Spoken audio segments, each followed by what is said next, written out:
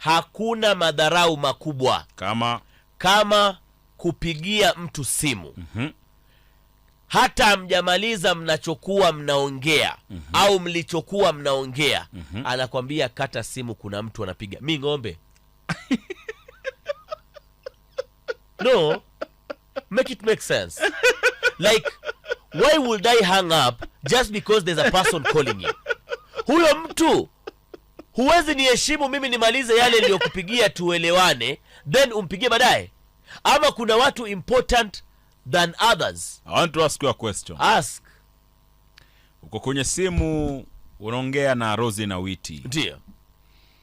Alafu uone Malala anapiga. Ndio. Utamwambia Rosie nini? Kumwambia nini vipi yani? Malala, uko simu unaongea na Rosie. Ndio. Alafu Malala anakupigia wewe. Naam. Unaona pale na someone calling. Kileo is calling. Utaambia nini Rosie? Tutaendelea na conversation tumalize. Alafu call back. Because I can access Malala any time of the day. Haya. Uko kwa simu unaongea na boss Linda. Ndio. Alafu napigiwa simu na Rais William Samoei Arap Ruto. Ndio. Utafanyaje? Tutakuwa tunaulizana nini? Na mimi services za uganga niliacha last year. Uliza swali la kueleweka. Manake Linda is my immediate supervisor. Hiyo conversation, wajua, sometimes it's not even about the kada ya mtu, person ama stature ya mtu. Ni nini? It is just respect.